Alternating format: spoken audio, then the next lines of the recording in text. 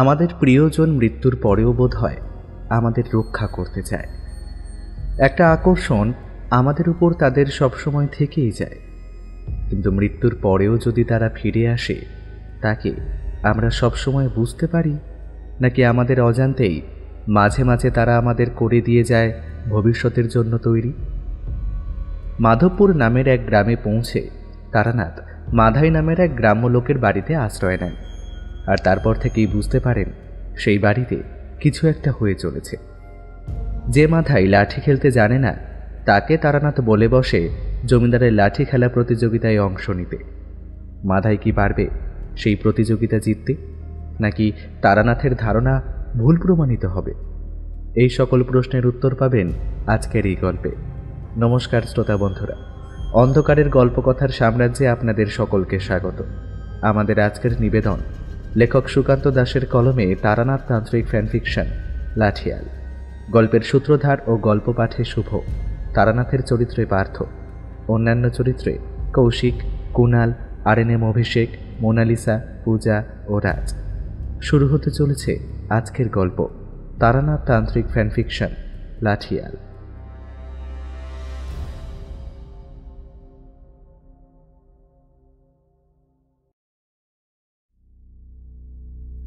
বৃষ্টি নেমে এসেছিল সন্ধ্যার একটু পর থেকে। আমি যে ঘরে ঘুমিয়েছিলাম সেটা হলো বড় দরজার সামনের দিকের ঘর। সেখান থেকে বৃষ্টির শব্দ আমি মাঝে মাঝেই শুনতে পাচ্ছিলাম। তবে রাত যত গভীর হতে লাগলো, তত বৃষ্টির বেগ যেন বাড়তে লাগলো। আর তার সাথে আকাশ বাতাস কাঁপিয়ে বজ্রপাত হলো যেন কোথায়। আমার ঘুমটা বেশ ভালোই হয়েছিল, কিন্তু কোথায় ওই বজ্রপাতের শব্দে ঘুমটা ভেঙে গেল। আর ঘুম ভাঙতেই আমি এদিক ওদিক তাকিয়ে প্রথমে অন্ধকারে কিছুই দেখতে পেলাম না ঠিকই, ওই অচেনা জায়গায় ঘুমলে যেমন হয়।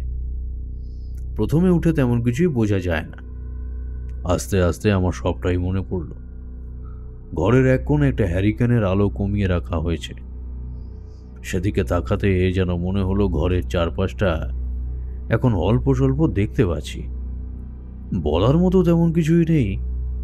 ঘরের চারপাশে ঝড় বৃষ্টির শব্দ তো অনেকক্ষণ থেকেই আসছে, কিন্তু তার মধ্যে একটা কেমন যেন শব্দ আমি শুনতে পাচ্ছিলাম।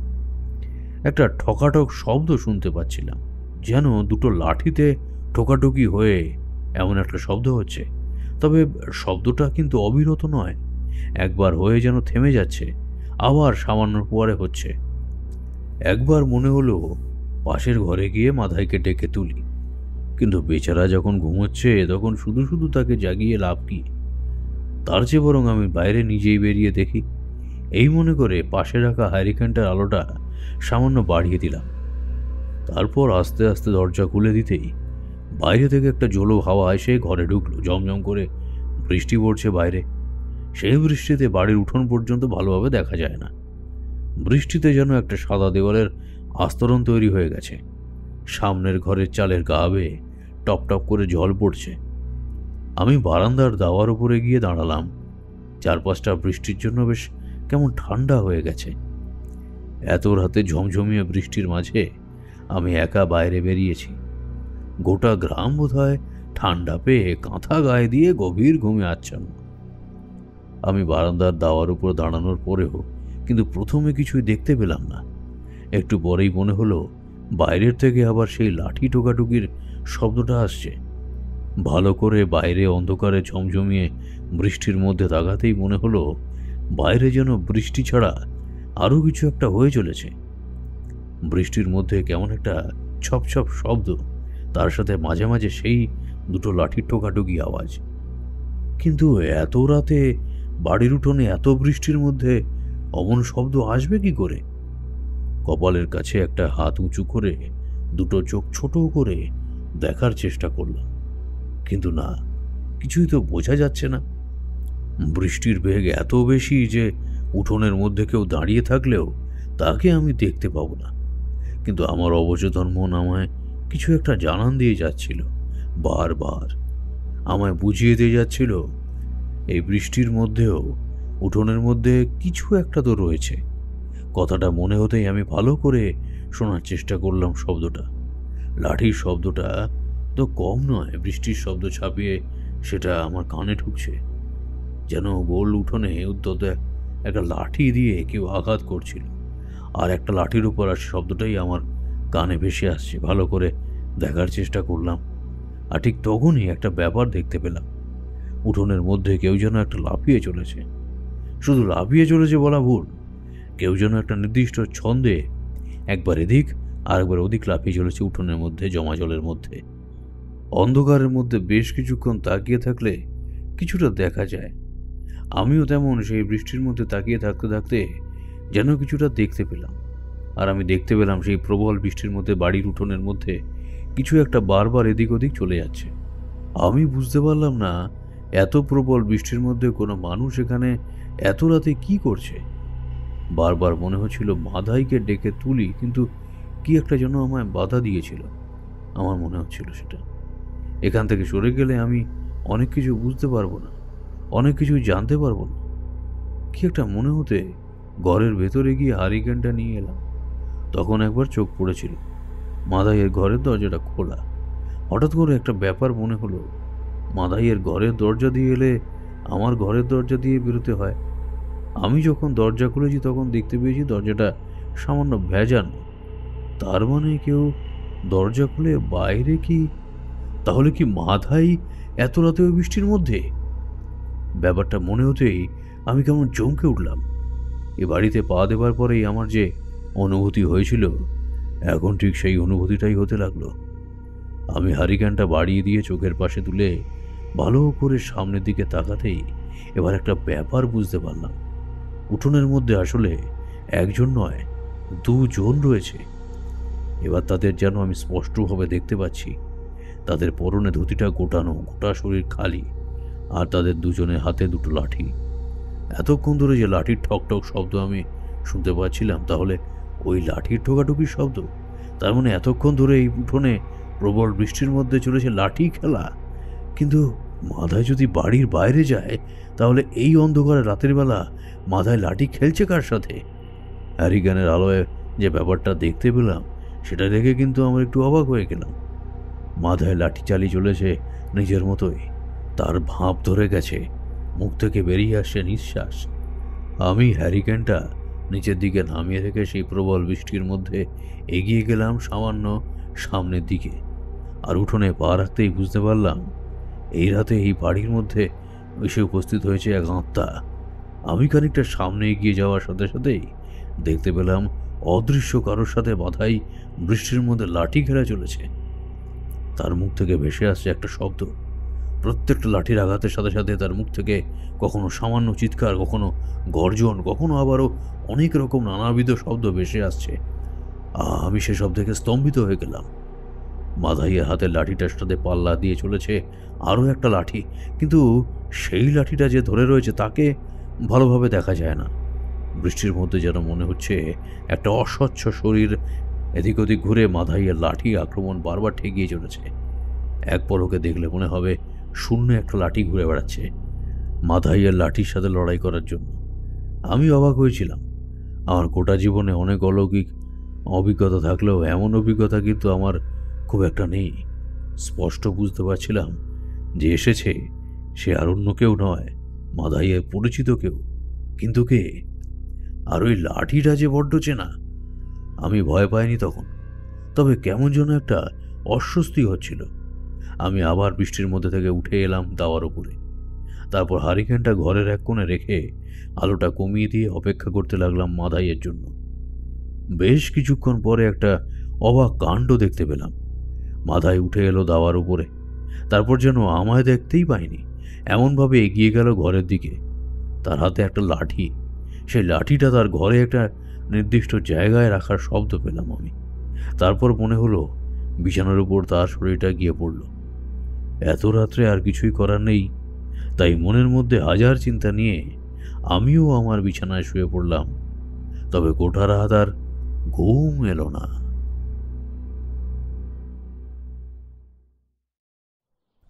সকাল সকাল কিশোরী সেন আমার বাড়িতে এসে উপস্থিত, কিন্তু তার মুখ দেখে মনে হলো যেন কিছু একটা হয়েছে।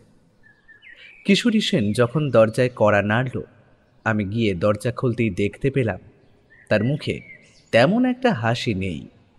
কেমন যেন একটা অদ্ভুত ছাপ তার মুখে রয়েছে। দেখে মনে হলো কোনো একটা ব্যাপার নিয়ে খুব ভেবে চলেছে যেন। আমি তার এমন ভাবুক মুখ দেখে বললাম, কি ব্যাপারে কিশোরী, তোমার মুখের অবস্থা এমন কেন? যেন মনে হচ্ছে কিছু একটা নিয়ে গভীরভাবে ভেবে চলেছ। কিশোরী কিছুই বলল না। ঘরের মধ্যে ঢুকে ছাতাটা একপাশে রেখে বসে আমার দিকে তাকিয়ে বলল, আসলে আমাদের মেস বাড়িতে আর আমাদের পাশের লোকের কাছে এক ভদ্রলোক এসেছেন, বুঝলে। তিনি নাকি তার গ্রামে ভূত দেখেছেন। সে ভূত নাকি বড় অদ্ভুত। আসলে তিনি নাকি কোনো অদ্ভুত ব্যাপার দেখেছেন। সেই নিয়ে কথা বলতে বলতে আমি তারানাথের কথা বললাম। তো তিনি তারানাথের কথা শুনে বড়ই খুশি হলেন। বললেন একদিন সম্ভব হলে তিনি আবার আসবেন, তখন না হয় তারানাথের বাড়িতে তাকে আমরা নিয়ে যাব।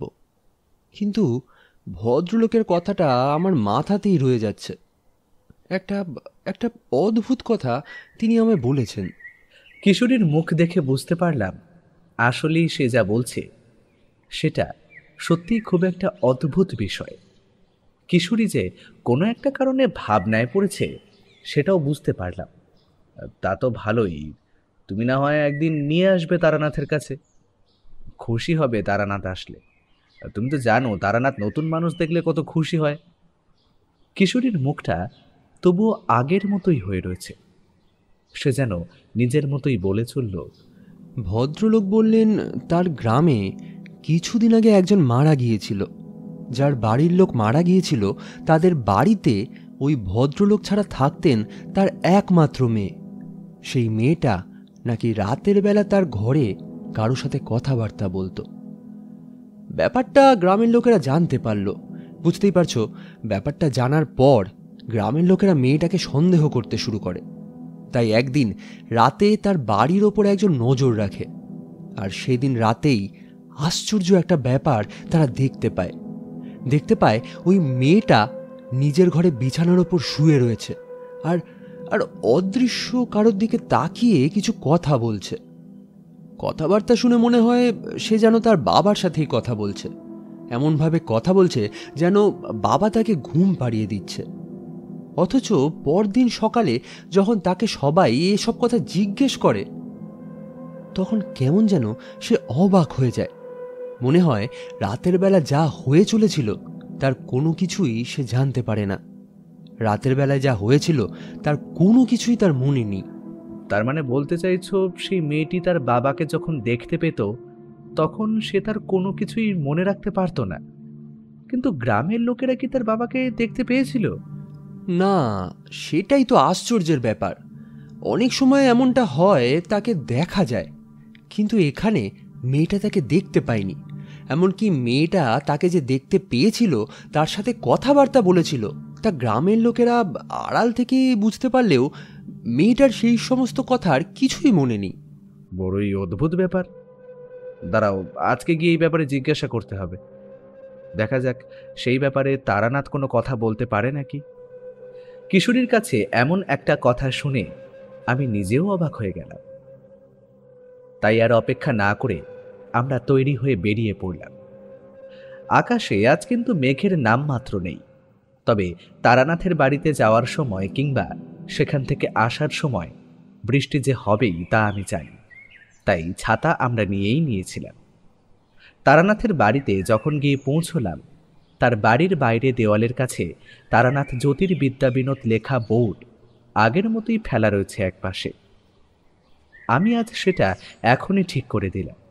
তারপর তারানাথের বাড়ির ভেতরে ঢুকতে ঢুকতে দেখতে পেলাম তারানাথের আজ খদ্দের জুটেছে। আমরা উঠোনের একপাশে দাঁড়িয়ে রইলাম। তারানাথের খদ্দের জুটেছে, আর সে সময় তাকে শুধু শুধু বিরক্ত করা ভালো নয়। একটু পরেই তারানাথ উঠে চলে গেল। তারপর ভেতর থেকে কি যেন একটা নিয়ে এসে সামনে থাকা খদ্দেরকে দিল। লোকটাও খুশি হয়ে তারানাথকে প্রণাম করে 1 টাকা বোধ হয় তার সামনে রেখে উঠে বেরিয়ে গেল। তারানাথ আমাদের দিকে তাকিয়ে হাত তুলে আমাদের তক্তাপোষের উপরে বসতে বলে আবার নিজের ঘরের ভেতরে ঢুকল। আমরা তক্তাপোষের উপরে বসেছি। তারানাথ বসতে বসতে বলল, আমি আজ অপেক্ষা করছিলাম তোমরা কখন আসবে। আসলে আজ সকাল থেকে পরপর 3জন খদ্দের জুটেছে। তোমাদের জন্য আমি সামান্য তেলে ভাজা নিয়ে রেখেছি, দাঁড়াও নিয়ে আসি। বোধহয় ঠান্ডা হয়ে গেছে, তবে আশা করি তোমাদের এতে কোনো অসুবিধা হবে না। আরে ঠাকুরমশাই, আপনি আমাদের জন্য তেলে ভাজা নিয়ে রেখেছেন, তা ঠান্ডা হয়ে গেলেও খেতে আমাদের কোনো আপত্তি নেই। তবে আজ ঠাকুরমশাই, আমরা আপনাকে একটা কথা বলবো। আপনি তেলে ভাজাটা নিয়ে আসুন, তারপর আমি শুরু করছি। তারানাথ তেলে ভাজার শালপাতার ঠোঙাটা এনে রাখতে আমরা একটা করে তেলে ভাজা তুলে নিয়ে খেতে শুরু করলাম। খেতে খেতেই কিশোরী সেই ব্যাপারটার সমস্যাটা খুলে বলল। শুনতে শুনতে তারানাথ মাঝে মাঝে কেমন যেন অবাক হয়ে যাচ্ছিল। কিশোরীর সমস্ত কথা শেষ হতেই তারানাথ বলে উঠল, এমনটা হতেই পারে, বুঝলে, এমনটা না হওয়ার কোনো কারণ নেই। তবে এই ব্যাপারটা খুব একটা স্বাভাবিক নয়। আসলে মৃত্যুর পরেও অনেক আত্মা যে ফিরে আসে তার প্রমাণ তো আমি গোটা জীবনে অনেক পেয়েছি। তবে সেক্ষেত্রে সবাইকে দেখা যায়, তার দেখা না পাওয়া ব্যাপারটা বড়ই অদ্ভুত। এমন এক অভিজ্ঞতা আমার নিজেরও আছে। তোমাদের সেই কথাটাই আগে বলি, তারপর না হয় তোমাদের ব্যাপারটা বুঝিয়ে বলবো। হ্যাঁ, আপনারও এমন এক অভিজ্ঞতা আছে? তাহলে সেটাই বলুন, আগে শুনি, তারপর না হয় আপনার এই তথ্য ব্যাখ্যা শুনব। প্রথমে গল্পটা শুনে নিলে বাকিটুকু শুনতে ভালো লাগবে, আর না হলে... সে আমি জানি, আর ওই কারণে তোমাদের আগে গল্পটা বলছি। না হলে তো কথা বলতে বসলে তোমরা তো আস্তে আস্তে অধৈর্য হয়ে পড়বে। তোমাদের ছোকরা বয়স এমনটাই হবে আমি জানি। একটুতেই অধৈর্য হয়ে তোমরা তো পড়বেই, তাই না? আমি সিগারেটের প্যাকেট এগিয়ে দিয়েছিলাম। খাওয়া শেষ করে সেই সিগারেটের প্যাকেট থেকে একটা সিগারেট বার করে ধরানো হলো। তারপর সিগারেট টানতে টানতে বলতে শুরু করলো। তো সেবার আমি গিয়ে পড়েছিলাম মাধবপুর নামের একটি গ্রামের কাছে। সেখানে কিন্তু আমি হাঁটতে হাঁটতে একরকম নিজের অজান্তেই গিয়ে পড়েছি। প্রবল জলতেষ্টা একদিন একটা নদীর ধারে জল টল খেয়ে উঠে গাছের তলায় বসে রয়েছি। সামনের মাঠের মধ্যে গরু ছাগল চড়ে বেড়াচ্ছে দুপুরবেলা বসে বসে, সেই দৃশ্য আমি দেখতে লাগলাম। তারপর একটু রোদ কমে আসছে দেখে উঠে চলে আসতে যাব, ঠিক তখনই দেখতে পেলাম গ্রামেরই একজন লোক সামনে দিয়ে হেঁটে যাচ্ছে। গ্রামের নাম জিজ্ঞাসা করার ইচ্ছা হতেই তাকে ডেকে বললাম, ওহে, শুনছো? এই গ্রামের নাম কি আমায় বলতে পারবে?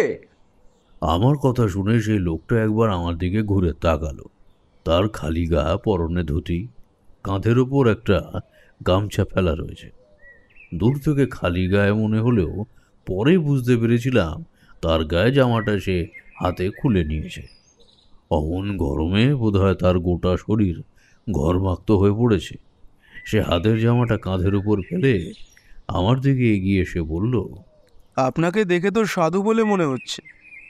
তা সাধু বাবা, আমাদের এই গ্রামের নাম মাধবপুর। আপনি যাবেন কোথায়? আমি আসলে যাব সোনারপুর। মাধবপুর থেকে সোনারপুর কদিনের পথ, আমায় তা বলতে পারো? মাধাই আমায় জানালো মাধবপুর থেকে সোনারপুরের পথ নাকি প্রায় 2 দিনের। আমার কাছে বসেছিল গরমে। তার যে ভীষণ কষ্ট হয়েছে তা বোঝাই যাচ্ছে। গাছের ছায়ায় এসে বসে থাকতে থাকতে আমায় কথা জিজ্ঞাসা করতে লাগলো। একটু পরে সেই ছায়া আরও নামতে শুরু করলো। সূর্য একটু পরেই পশ্চিমে হেলে ছায়া নেমে এলো।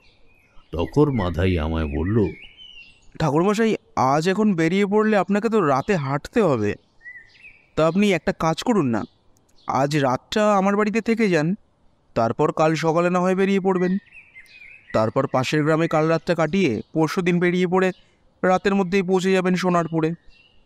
তার কথাটা আমার মনে বেশ ধরল। খিদেও পেয়েছিল। গ্রামের কারোর বাড়িতে সামান্য আহার করতে হবে সে কথা মনে মনে ভেবেও রেখেছিলাম।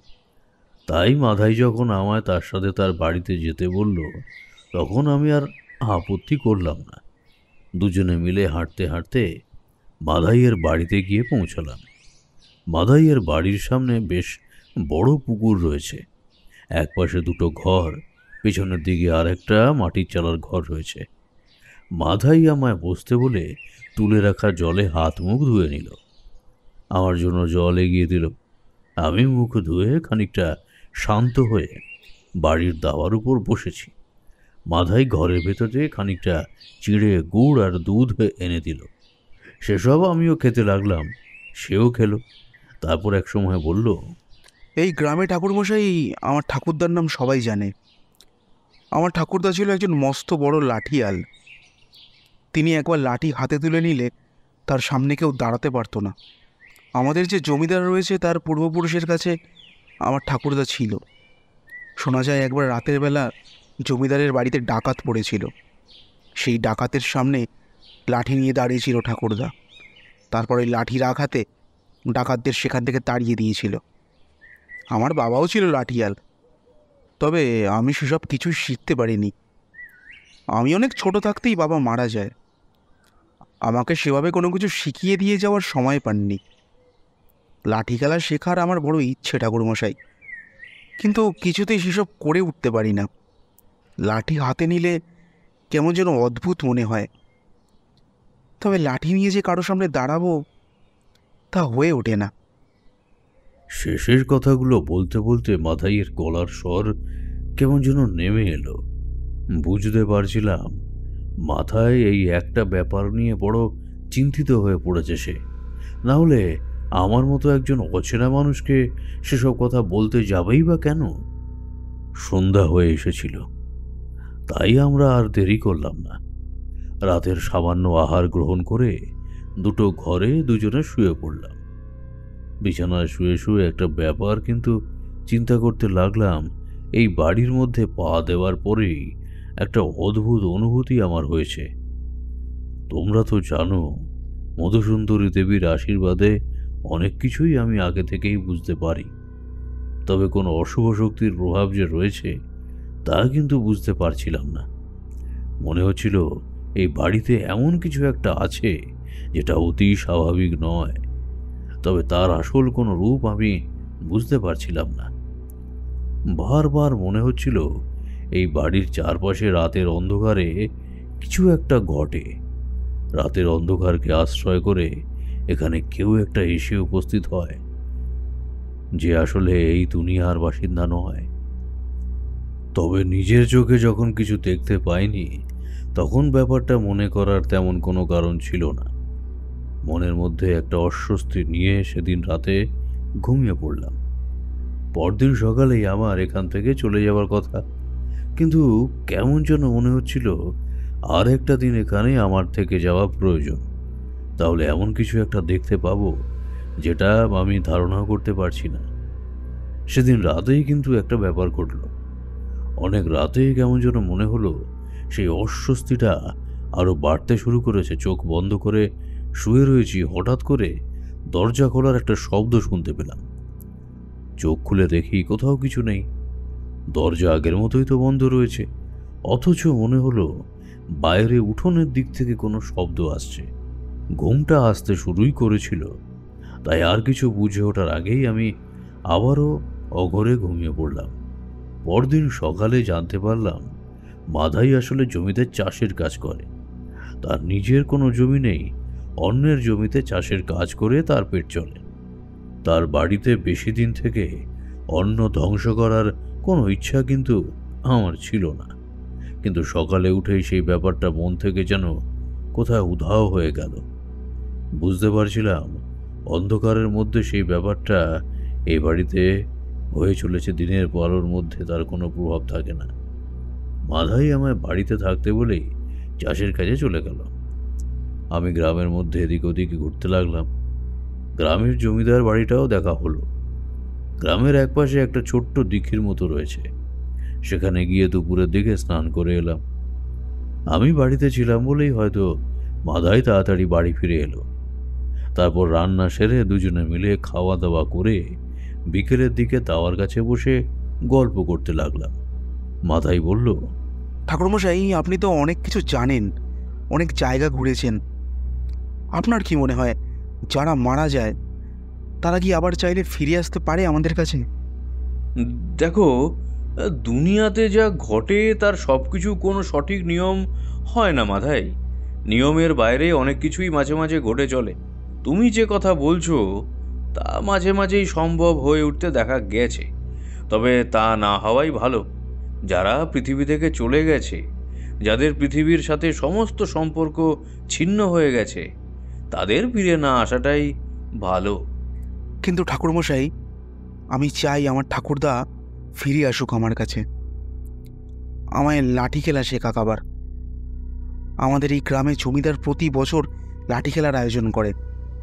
আজ থেকে 2 দিন পরে সেই লাঠি খেলা রয়েছে। আমি চাই সেই লাঠি খেলার অংশ নিতে। আপনি আর 2 দিন এখানে থেকে যাবেন ঠাকুরমশাই, তাহলে সেই লাঠি খেলা দেখতে পাবেন। লাঠি খেলা? তা লাঠি খেলার কথা আমি আগেও শুনেছি অবশ্য।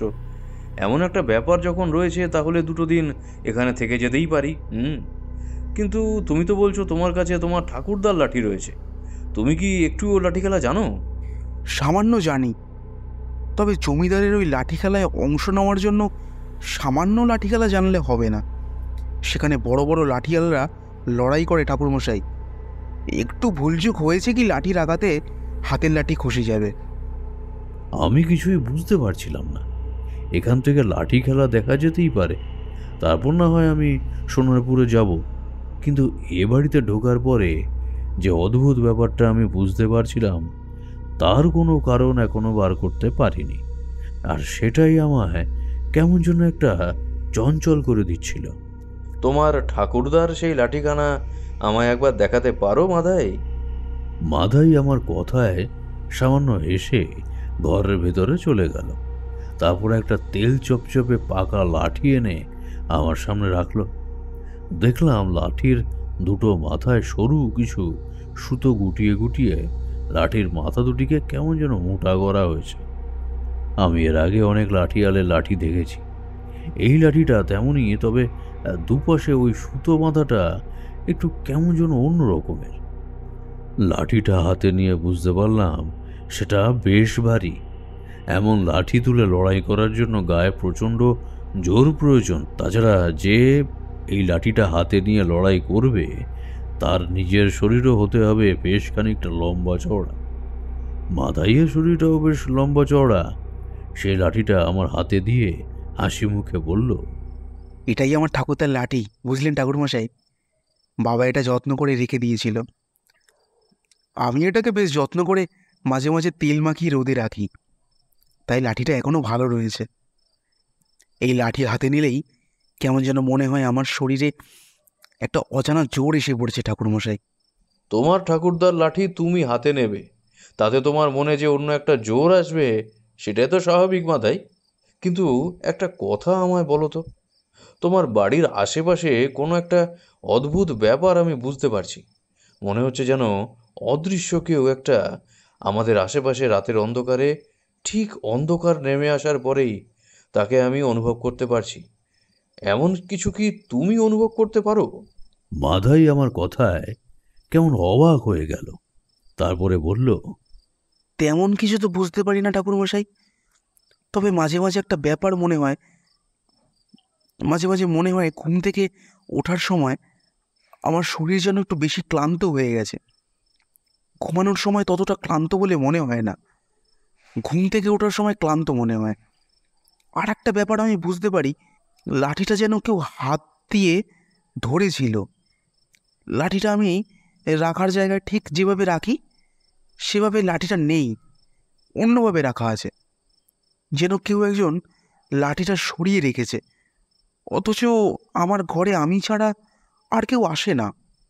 মাধাইয়ের কথার মানে আমি কিছুই বুঝতে পারছিলাম না। তার ঘরে কেউ না আসে অথচ তার লাঠিটা কেউ সরিয়ে রাখে, এটা মাধাইয়ের মনের ভুল নয় তো?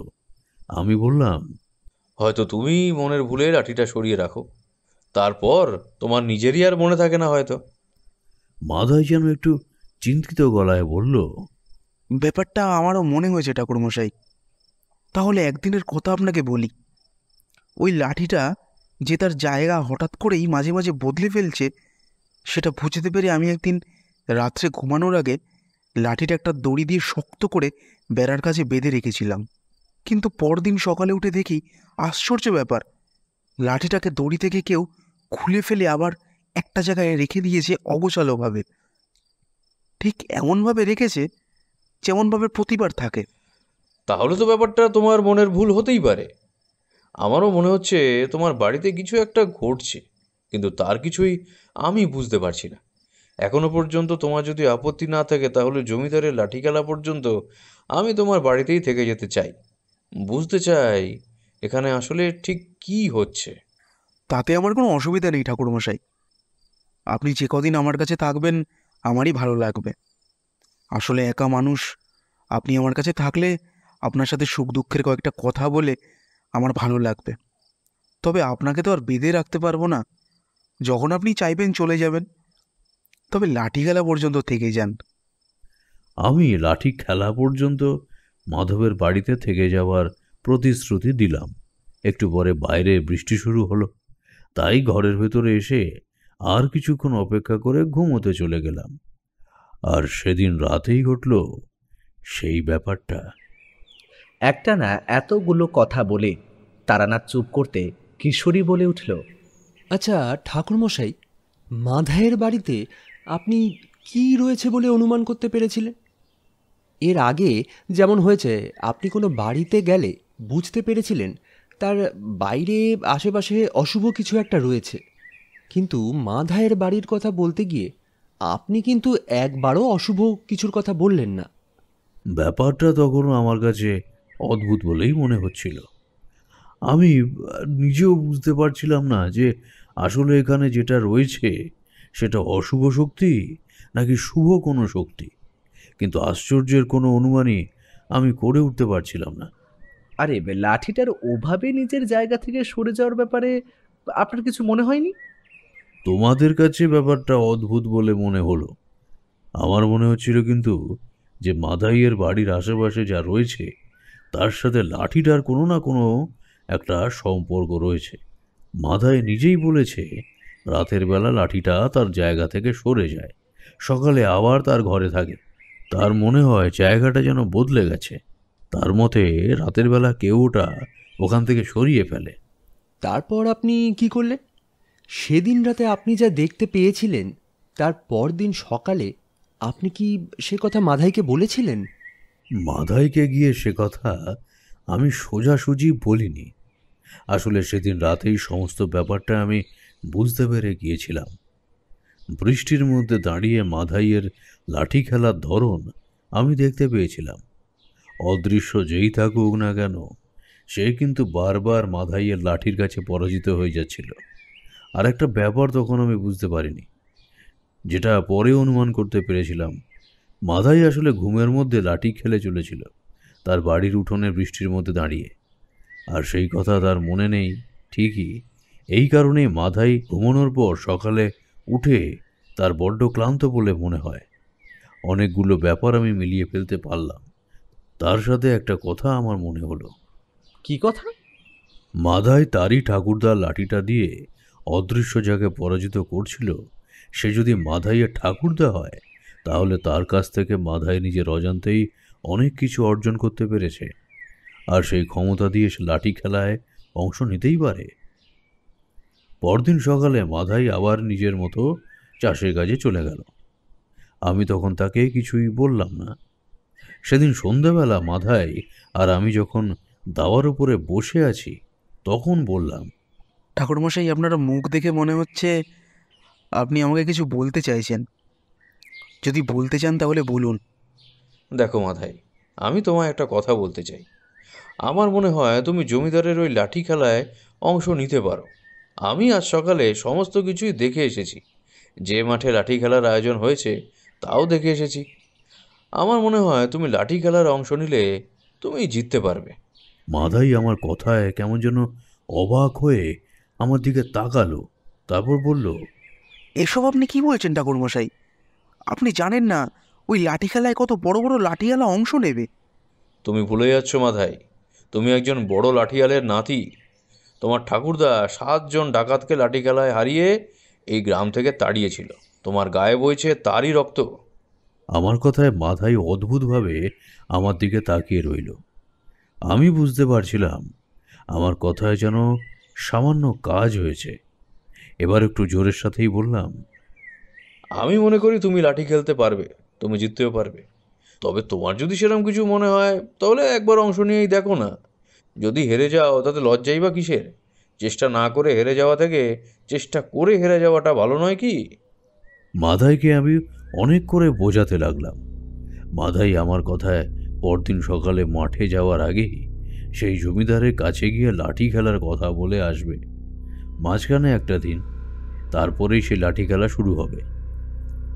মাধাই আমায় যা বলেছিল তাই করল। পরদিন সকালে জমিদারের কাছে লাঠি খেলার নাম দিয়ে এলো, কিন্তু সন্ধ্যাবেলা বাড়ি ফিরে কেমন যেন ভয় পেতে শুরু করলো। বারবার তার মনে হচ্ছিল সে লাঠি খেলায় সবার কাছে হেরে যাবে, আর হেরে গেলে তার ঠাকুরদার নাম ধুলোয় মিশে যাবে। কিন্তু আমি জানতাম মাধাই হারবে না।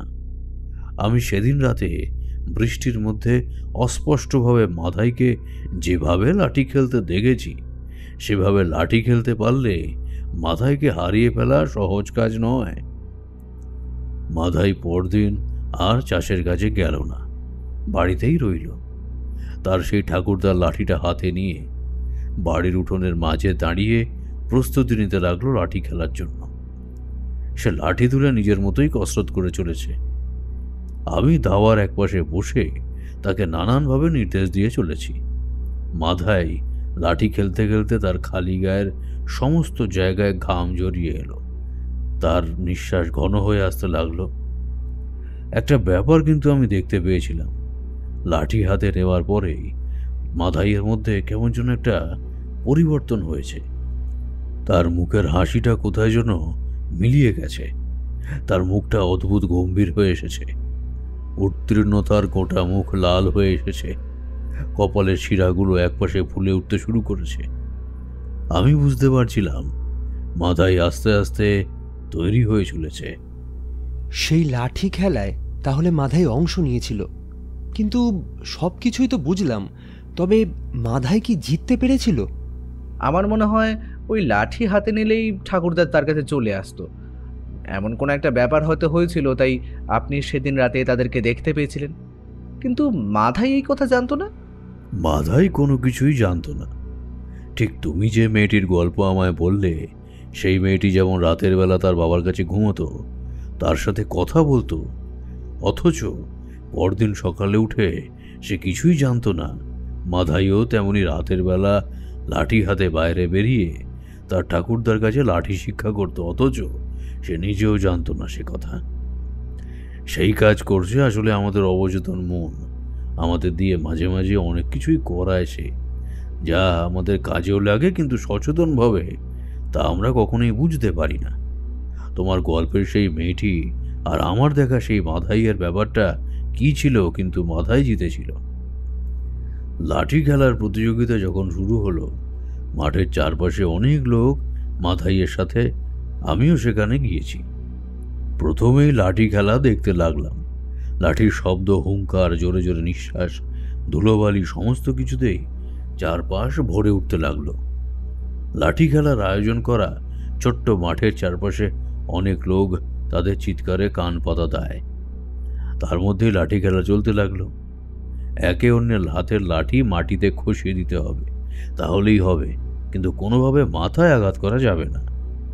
হাতে, কোমরে কিংবা পেটে পর্যন্ত আঘাত করা যেতে পারে, তবে সে আঘাত যেন খুব মারাত্মক না হয়। দেখতে দেখতে মাধাইয়ের ডাক পড়ল। মাঝে আমার দিকে একবার ভয়ে ভয়ে চোখে তাকিয়ে এসে বলল, ঠাকুরমশাই, বেঁচে ফিরে আসতে পারবো তো? হাড়গোড় ভেঙে আসতে হবে না তো? আমি এবার আসল কাজটা করলাম। বললাম, মাঠে নেমেই একবার তোমার ঠাকুরদাকে মনে মনে স্মরণ করে নিও, তাহলেই হবে। মাধাই বাঁশের বেড়া টপকে মাঠের ভিতরে প্রবেশ করল। তার উল্টো দিকে যে দাঁড়িয়ে রয়েছে তার চেহারা মাধাইয়ের চেয়েও সামান্য বেশি। মাধাই একবার ঢোক গিলল। আমি স্পষ্ট দেখতে পেলাম, তারপর চোখ বুজে বোধহয় তার ঠাকুরদাকে স্মরণ করতে লাগলো।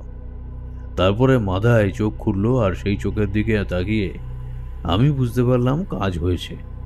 মাধাইয়ের চোখ দুটো কেমন যেন লাল হয়ে এসেছে, তার হাতের লাঠিটা সে বনবন করে মাথার উপর ঘুরিয়ে অদ্ভুতভাবে সেটা মাটির উপর নামিয়ে বলল। মাথায় চোখ দুটো কেমন যেন লাল হয়ে এসেছে। তার হাতের লাঠিটা সে বনবন করে মাথার উপর ঘুরিয়ে অদ্ভুত ভঙ্গিতে তা মাটির উপর নামিয়ে আনলো। আমি কিছু একটা সন্দেহ করেছিলাম, তাই দূরে বসে থাকা জমিদারের দিকে তাকাতেই দেখতে পেলাম তিনি চেয়ার ছেড়ে উঠে দাঁড়িয়েছেন। কি যেন বললেন তিনি একটা, এত দূর থেকে শোনা গেল না, তবে তার পাশে বসে থাকা একজনকে তিনি একটা কথা বললেন। এরপর শুরু হলো লাঠির লড়াই। লাঠির ঠোকাঠুকি চলতেই লাগলো। মাথায় যেন বাঘের মতো তীব্র গতিতে লাঠি খেলে চলেছে। প্রতিপক্ষের প্রতিটা আঘাত আনছে লাঠি দিয়ে, যেমন আটকে দিয়েছে তেমনি সুযোগ পেলেই তার লাঠি দিয়ে সাপের মতো ছোবল দিচ্ছে। প্রতিপক্ষের লাঠিতে হাতে কিংবা গায়ে দেখতে দেখতে একসময় প্রতিপক্ষের হাত থেকে লাঠিটা ছিটকে পড়ে গেল। মাথায় জিতল। লাঠিটা মাথার উপর আবার আগের মতো বনমন করে ঘোরাতে ঘোরাতে হঠাৎ করে লাঠিটা সামনের মাটিতে ছুঁড়ে ফেলল। জমিদারের দিকে এবার ফিরে পড়ল। জমিদার বাবু এবার যেন কিছু একটা বললেন। দেখতে দেখতে পরপর জিতে চলল মাথায়। লাঠি হাতে মাঠ থেকে বেরিয়ে এলে মাথায় কেমন যেন আগের মতো হয়ে গেল। যেন মনে হচ্ছিল অদৃশ্য কেউ মাথাইয়ের উপর ভর করে তার হাতে ধরে খেলিয়ে নিচ্ছে লাঠি। জমিদারের সাথে এর আগেই আমি একদিন পরিচয় করেছিলাম। আমি যে মাধাইয়ের বাড়িতে রয়েছি তাও তিনি জানতেন। আমি বলেছিলাম জমিদারকে। জমিদার বাড়ির কাছাকাছি পৌঁছতেই জমিদার আমায় দেখতে পেয়ে সামনে ডাকলেন। তারপর সেই লোকজনের চিৎকার উল্লাসের মধ্যেই বললেন, ঠাকুরমশাই, ঠাকুরমশাই, এইসব কি হচ্ছে? মাথাই তো একদম তার ঠাকুরদার মতো লড়াই করছে। আমি মাধায়ের ঠাকুরদার গল্প শুনেছি আমার বাবার কাছ থেকে। আমার বাবার সময় মাধায়ের ঠাকুরদা আমার বাবাকে একবার রক্ষা করেছিল ডাকাতদের হাত থেকে। ঠিক যেভাবে মাধাই মাথার উপর লাঠি ঘুরিয়ে মাটির উপর নামিয়ে আনছে, সেভাবেই নাকি মাধায়ের ঠাকুরদা হরিহর লাঠি ঘোরাতেন। আমি সবই বুঝতে পারছি জমিদার বাবু। আমার একটা সন্দেহ হয়েছিল, আর সেটা এখন সত্যি বলেই প্রমাণিত হলো। এই লাঠি খেলা মাথায় ছাড়া অন্য কেউ জিততে পারবে না, আপনি দেখে রাখুন। জমিদারের সাথে আর কোনো কথা হলো না। মাধাইয়ের খেলা ততক্ষণে শেষ হয়ে এসেছিল, তাই আমার আবার দাঁড়িয়ে থাকা জায়গাটায় ফিরে আসলাম। মাধাই বেশ ক্লান্ত হয়ে পড়েছে, তার গোটা শরীরে ঘাম জমেছে। সে আমার সামনে এসে হাঁপাতে হাঁপাতে হাঁটু গেড়ে বসে বলল, কি হচ্ছে ঠাকুরমশাই? আমি প্রতিবার এভাবে জিতে যাচ্ছি কি করে? আমি শূন্য দৃষ্টিতে মাধাইয়ের দিকে তাকিয়ে রইলাম। আমার মুখে একটা হাসি। মাধাই হাঁপাতে হাঁপাতে আবার বলল, কি হলো ঠাকুরমশাই? আপনি এভাবে হাসছেন কেন? আমায় বলুন না, বলুন না কি হচ্ছে? আমি তো কিছুই বুঝতে পারছি না। মাথায় এখন তোমায় কিছুই বলা যাবে না। তুমি তোমার খেলা শেষ করো। আমি জানি তুমি জিতবে, তোমায় কেউ হারাতে পারবে না। পরে আমি তোমায় সব কথা খুলে বলবো, কেমন? কিন্তু এখন নয় মাথায়, এখন নয়। মাধবপুর গ্রামের সব থেকে ভালো লাঠিয়ালের সাথে মাধাইকে শেষবার লড়তে হলো। মাধাই যেমন কম যায় না, তেমনি এই লাঠিয়ালটিও কম যায় না। মাধাই তার প্রতিটি আঘাত আটকে দিয়ে সুযোগ বুঝে তারপর আঘাত করতে যাচ্ছে, কিন্তু সেই লাঠিয়াল দারুণ ভঙ্গিমায় মাধাইয়ের সমস্ত আঘাত আটকে দিচ্ছে। ভিড়ের মধ্যে থেকে কেউ কেউ বলল, সাবাস সাবাস, একেবারে বাগে বাগে লড়াই হচ্ছে। আমিও মনে মনে সেটাই বুঝতে পারলাম। তবে মাধাইকে হারানো যাবে না। দেখতে দেখতে লাঠি খেলা চলল প্রায় 15 মিনিট।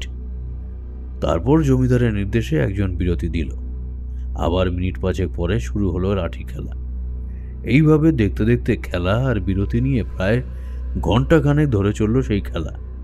একসময় প্রতিপক্ষের সামান্য অসাবধানতা সুযোগে একটা কাজ করল মাধাই।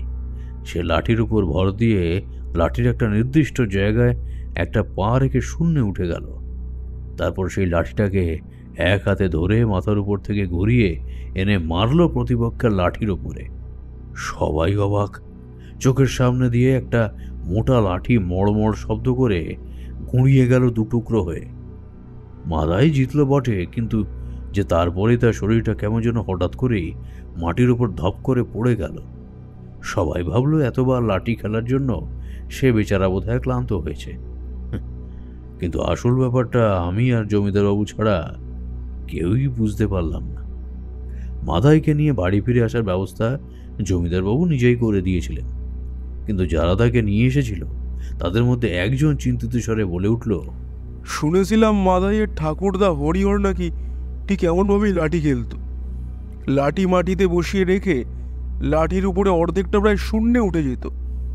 দেখে মনে হতো যেন লাঠির উপরেই সে শূন্যে ঝুলে রয়েছে। সে বড় আশ্চর্য লাঠিয়াল ছিল। তবে আজ মাদাইয়ের খেলা দেখে তার কথা বারবার মনে পড়ে যাচ্ছিল। ছেলেটা একদম তার ঠাকুরদার গুণ পেয়েছে, কিন্তু এতদিন ধরে সে লাঠি খেলেনি কেন? এ কথা ও কথা শুনতে শুনতে বাড়িতে গেলাম। মাদাইকে ঘরে শুইয়ে দিয়ে তাকে বিশ্রাম নিতে দিলাম। লাঠিটাকে দেখেই আমার মনের মধ্যে কেমন যেন একটা ভক্তি শ্রদ্ধা জাগরিত হলো। সেটাকে একটা নির্দিষ্ট জায়গায় রেখে কি মনে হতে লাঠিটার উদ্দেশ্যে দুটো হাত জড়ো করে একবার প্রণাম করলাম। এমন মস্ত যে লাঠিয়াল, যার সামনে দাঁড়ানোর ক্ষমতা কারো নেই, তাকে প্রণাম করা ছাড়া আর অন্য কোনো উপায় যে নেই। আমি একজন সাধক হতেই পারি, আমি একজন ভবঘুরে তন্ত্রবিদ্যার ধারকও হতে পারি, কিন্তু যে ক্ষমতা, যে অপূর্ব দৃশ্য আমি দেখতে পেয়েছি, তাকে কুর্নিশ জানানো ছাড়া আমার যে আর কোনো পথ নেই। ঘুমন্ত মাধাইয়ের মুখের দিকে তাকিয়ে আমার কিন্তু একটু খারাপ লাগছিল। ছেলেটা বড্ড ক্লান্ত হয়ে পড়েছে, এখন নিশ্চিন্তে সে ঘুমোচ্ছে। সেদিন রাতে দাওয়ার উপরে বসে অনেকক্ষণ কাটিয়ে দিলাম। হঠাৎ করে মনে হলো অন্ধকারের মধ্যে কেউ যেন একটা ঘরের ভেতর থেকে আস্তে আস্তে নেমে বাইরের দিকে চলে যাচ্ছে। অবাক হয়ে আমি দেখলাম মাধাই বেরিয়ে যাচ্ছে। তাই গলা তুলে বললাম, কি হলো মাধাই, এত রাতে কোথায় যাচ্ছ? কিন্তু সে আমার কথা শুনেও দাঁড়ালো না, হাঁটতে হাঁটতে নেমে গেল উঠোনের মধ্যে। আমি একটু অবাক হয়ে যাওয়ায় একদম পাশে এসে দাঁড়াতেই মনের ভেতরটা কেমন একবার কেঁপে উঠল। এ যে মাধাই নয় তা বুঝতে পারছিলাম। তার মাথায় জড়ানো রয়েছে একটা কাপড়, তার পরনে ধুতির মতো ছোট করে বাঁধা কিছু একটা, খালি গা। তার চেহারা মাধাইয়ের চেয়েও লম্বা চওড়া, আর তার হাতে রয়েছে একটা লাঠি। অন্ধকারে ছায়া মূর্তির মতো সে আমার দিকে একবার ঘুরে তাকালো। অন্ধকার তখনও গাঢ় হয়েছিল বটে, তবে আকাশের চাঁদের আলো সামান্য ছিল। সেই আলোয় তার মুখ আমি একবার দেখতে পেয়েছিলাম। কপালের মাঝখানে একটা লাল লম্বা টিপ, ইয়া বড় গোঁফ। একবার আমার দিকে ঘুরে তাকিয়ে আস্তে আস্তে সামনের দিকে এগিয়ে যেতে লাগলো সে। একটু পরেই অন্ধকারের মধ্যে কোথায় যেন মিশে গেল, তা আমি বুঝতে পারলাম না। আমি তাড়াতাড়ি ঘরে গেলাম, দেখলাম মাধাই ঘুম থেকে উঠে বসেছে। আমি বললাম, তোমার ঠাকুরদার শিক্ষা সম্পূর্ণ হয়েছে বোধহয় মাধাই, আর সে তোমার কাছে আসবে না। তবে এবার থেকে তুমি লাঠি ধরবে। তুমি লাঠি ধরলেই তুমি লাঠি খেলতে পারবে। আমি জানি মাধাই, আমি জানি। মাধাই আমার পায়ের উপর হুমড়ি খেয়ে পড়ে বলল, আপনি না থাকলে ঠাকুরমশাই আমি লাঠি খেলতে যেতামই না। আপনি না থাকলে আমি জানতেই পারতাম না আমার ঠাকুরদার কতটা গুণ আমি পেয়েছি। কিন্তু ঘুমটা একটু হালকা হয়ে আসছে মনে হলো। আমার ঠিক মাথার কাছে কে যেন বলছে, আমার মাথায় হাত বুলিয়ে দিচ্ছে। মাথার মধ্যে যেন শুনতে পেলাম ঠিক কে যেন বলছে, এই তো তুই আমার যোগ্য উত্তরসূরি হয়ে উঠেছিস। যখনই তুই লাঠি ধরবি আমি থাকবো তোর কাছে। মাধাইয়ের চোখ দুটো জলে ভরে এসেছিল। আমি তাকে তাড়াতাড়ি পায়ের কাছ থেকে তুলে বিছানায় বসালাম। তারপর বললাম, তুমি হলে মধুপুর গ্রামের সব থেকে ভালো লাঠিয়াল মাধাই। আজ থেকে তুমি তোমার ঠাকুরদার নাম রক্ষা করবে। ওই যে ঠাকুরদাদা তোমার জন্য তার লাঠিটা রেখে গেছে। মাধাই আমার কথায় আস্তে আস্তে এগিয়ে গেল সেই লাঠিটার দিকে। তারপর দু হাতে লাঠিটা চেপে ধরে মাথা ঠেকিয়ে প্রণাম করল। তারপর কি যেন একটা বলল, সেটা ভালোভাবে আমি শুনতে পেলাম না ঠিকই। তারপরে একটা দিন আমি মাধাইয়ের বাড়িতে ছিলাম, জমিদারের বাড়িতেও গেছিলাম। তারপর দিন সকালে সেই গ্রাম ছেড়ে রওনা দিয়েছিলাম সোনারপুরের উদ্দেশ্যে। তারানাথ থামতেই কিশোরী বলে উঠল, তার মানে আপনি বলতে চাইছেন ওই মেয়েটি তার বাবাকেই দেখতে পাচ্ছে, কিন্তু সমস্ত কিছু তার মনে থাকছে না। ব্যাপারটা কি আস্তে আস্তে ঠিক হয়ে যাবে ঠাকুরমশাই? মেয়েটা আর কেউ নেই, তাই তার বাবার আত্মা তাকে এখনও ছেড়ে যেতে পারেনি। মেয়েটার একটা সঠিক ব্যবস্থা হয়ে গেলে আশা করছি চলে যাবে। আসলে মারা যাওয়ার পরে মানুষের অতৃপ্ত আত্মা তার প্রিয়জনদের দুর্দশা দেখে মুক্তি পায় না, তারা থেকে যায়। তবে মাঝে মাঝে এমন অদ্ভুত ব্যাপার ঘটে যায়, বুঝলে, ঘটে যায়। ওগুলো নিয়ে বেশি ভেবো না, সব ঠিক হয়ে যাবে। আমি আর কিশোরী উঠে পড়লাম। তারপর বাইরে বেরিয়ে দেখলাম বৃষ্টি শুরু হয়েছে, তাই ছাতা খুলে আমরা এগিয়ে চললাম ট্রাম রাস্তার দিকে।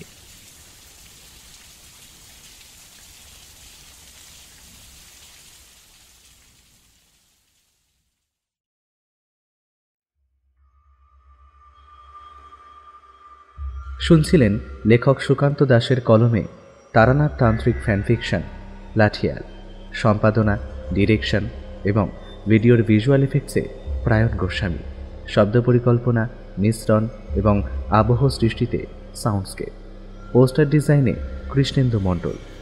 কেমন লাগলো আজকের গল্পটি? ভালো লাগলে অবশ্যই আমাদের সাবস্ক্রাইব করে আমাদের সাথে থাকুন এবং লাইক ও কমেন্টের মাধ্যমে আপনার মতামত জানান। এরকম গল্প যদি আরও শুনতে চান তাহলে প্লিজ আমাদের কমেন্টের মাধ্যমে জানান। দেখা হবে নতুন কোনো গল্পে। ততক্ষণের জন্য শুভরাত্রি। ভালো থাকবেন এবং সকলকে ভালো রাখবেন।